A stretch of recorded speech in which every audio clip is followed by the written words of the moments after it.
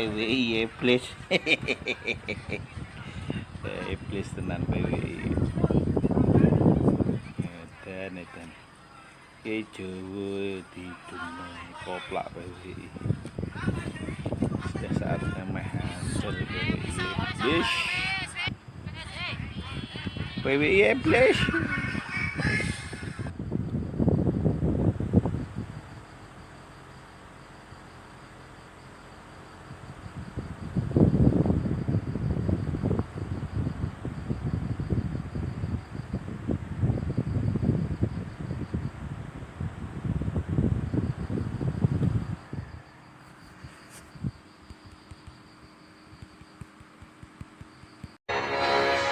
Setelah Airlangga dipanggil, Pratikno yang konon diperlihatkan 11 sprindik yang siap ditandatangani esok pagi bila Airlangga tidak mundur dari Ketua Umum Partai Golkar. Ternyata cara yang sama juga dipakai jelang akhir pendaftaran Pilkada DKI dan Jabar. Cara sandera politik lewat sprindik ke beberapa ketua partai, sekjen partai, atau juga petinggi partai yang suaminya calon tersangka telah jadi senjata politik untuk menggagalkan Anies Baswedan untuk jadi calon gubernur. Kuda tuli akan bisa terjadi pada partai lain.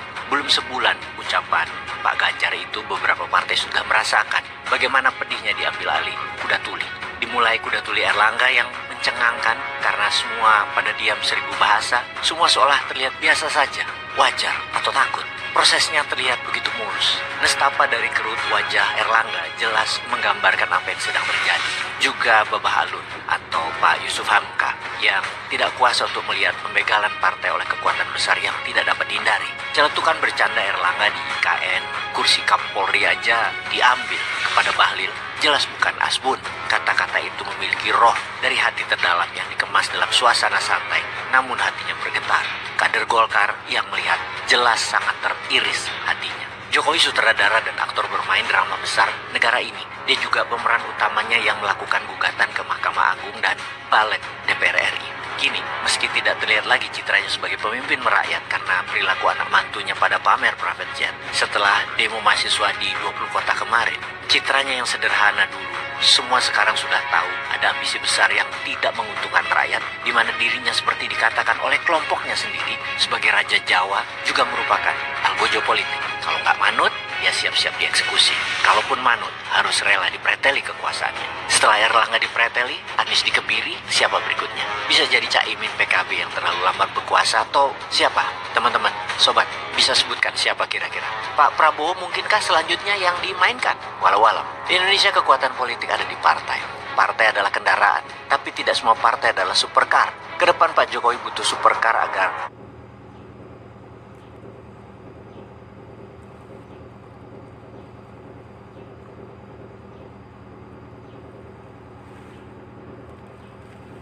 tidak disepelekan oleh orang lain, terutama Prabowo dan Megawati. Mendirikan partai tidak jadi opsi Jokowi karena terlalu lama dan menghabiskan energi serta materi. Maka cara yang terbaik adalah kudeta partai lewat sandera transaksional sprindik. Kalau mau selamat ya serahkan kursi ini kepada Raja Jawa lewat Bahlil. Skenario pasca 20 Oktober 2024 nanti meski dirangkai dari sekarang, apa nasib anak dan menantu akan berjalan mulus? Berhasilkah Bobi disumut menurut sobat semua? Penting meletakkan anak mantu di posisi kuat politiknya karena ada rasa khawatir soal masa depan anak mantu tidak bisa dititipkan lagi ke Pak Prabowo setelah peringatan darurat Garuda Biru kemarin. Juga tidak mungkin lewat PDIP yang membesarkan namanya sejak dipungut dari gorong-gorong. Prabowo jelas tidak tinggal diam. Dia adalah ahli strategi militer. Jangan sampai tertikam sebelum menikam. Jangan sampai mati sia-sia. Jangan sampai Gerindra juga di PSI-kan atau digolkarkan. Mundurnya Erlangga sebenarnya bukan perang Golkar versus Jokowi, tetapi perang Gerindra versus Jokowi. Gerindra adalah anak ideologis Partai Golkar. Orang-orang Gerindra adalah orang-orang yang dulu ada di Golkar. Juga Golkar dengan warisan Soeharto yang merupakan mertua ketum Partai Gerindra, Pak Prabowo.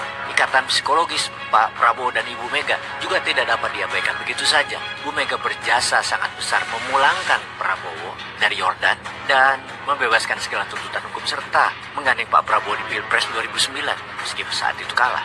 Kalau Pak Jokowi, KTA Ormas pun nggak punya dan nggak punya partai. Jadi harus punya. Dia harus menerobos Golkar dan jadi pengendali. Bahlil digunakan untuk mengimbangi kekuatan Prabowo setelah dilantik 20 Oktober nanti. Ada 102 kursi di parlemen suara Golkar, bukan angka yang diremehkan. Belum lagi tambahan dari partai lain yang ketumnya disandera melalui sprindik juga. Apalagi wacana pertemuan Ibu Mega dan Pak Prabowo makin mencuat. Rasa khawatir itu makin membumbung tinggi. Karena jika sampai PDIP bergabung ke kabinet Prabowo, maka keduanya bisa saja sepakat menendang jauh Jokowi dari hiruk-pikuk kekuasaan. Ini sangat mungkin terjadi meski hingga hari ini Pak Prabowo masih memainkan dengan cantik, namun selalu waspada. Kemudian, Mas Gibran sebagai Wapres mendapatkan keistimewaan atas hak DKJ, daerah khusus Jakarta dan kawasan aglomerasi Jabodetabek. Selamat Mas.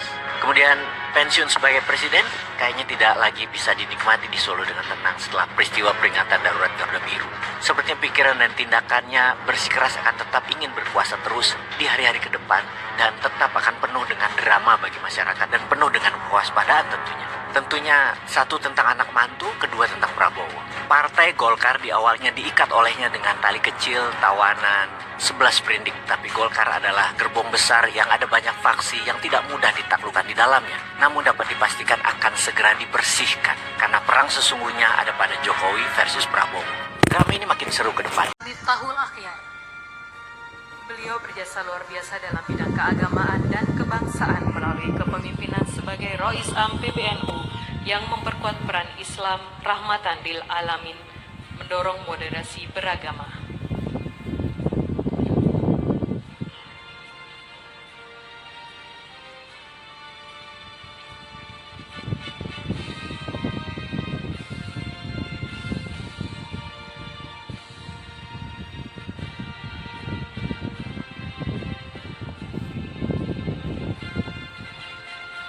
Bintang Mahaputra Utama diberikan kepada Profesor Dr. Haji Haidar Nasir.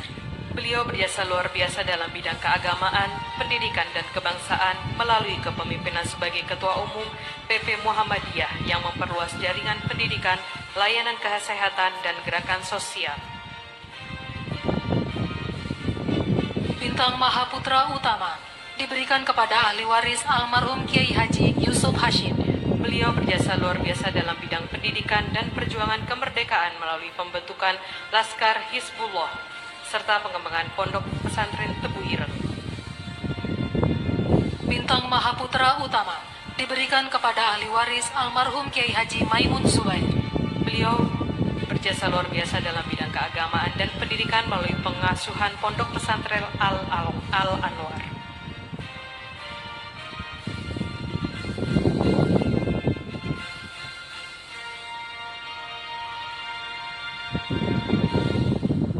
Bintang Mahaputra Utama diberikan kepada ahli waris almarhum Kiai Haji Abdullah Abbas.